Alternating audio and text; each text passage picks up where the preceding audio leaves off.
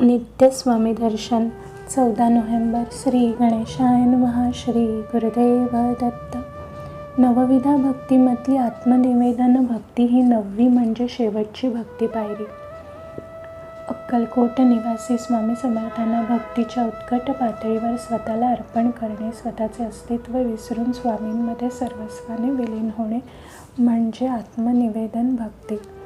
श्री दत्तावतारी स्वामी समर्थांच्या एकूणच ब्रह्मांडव्यापी अस्तित्वाचा शोध घेत, आपण नेमके कोण आहोत याचा वेध घेत, स्वामींचे आणि आपले नेमके नातेसंबंध काय आहे याची मानसिक पातळीवर खोलवरची जाणीव अनुभवणे ह्या 9व्या भक्तीमध्ये अभिप्रेत आहे.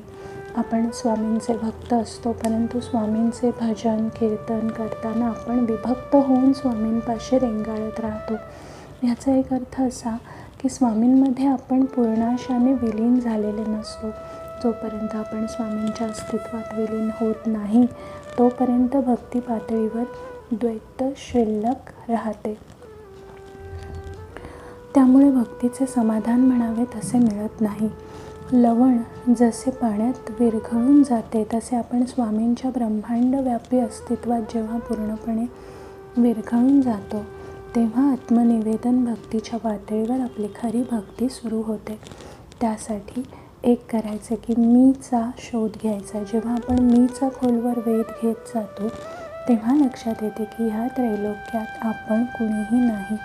जे काही आपण आहोत ते स्वामीच आहोत ह्याचा तेव्हा शोध लागतो. हे जेव्हा प्रकर्षाने जाणवते तेव्हा आत्मनिवेदन सहजपणे घडते. दृश्य जग मायावी आहे. या विश्वात आपण सुद्धा नश्वर आहोत. फक्त स्वामींचे अस्तित्व तेवढे शाश्वत आहे. ह्याची जेव्हा जाणीव होते तेव्हा देहभावना संपुष्टात येते. आपल्या लक्षात येते की फक्त शरीरांतर्गत आत्मा तेवढा शाश्वत आहे. त्या क्षणी आत्म्याच्या साक्षीने व्यवहार सुरू होतो. तेव्हा आपण स्वामी अस्तित्वात आपोआप विरघळून जातो. जेव्हा मीचे अस्तित्व संपते तेव्हा स्वामींची परमभक्ती आकार घेऊ लागते. मीपणा संपला की द्वैत संपते. द्वैत संपले की अद्वैत सुद्धा संपते. कारण अद्वैत हे द्वैतावर आधारित असते. अशी मानसिक स्थिती प्राप्त झाली की आत्मनिवेदन भक्ती सुरू होते. श्री स्वामी समर्थ. श्री गुरुदेव दत्त. श्री गुरुदेव दत्त. श्री गुरुदेव दत्त.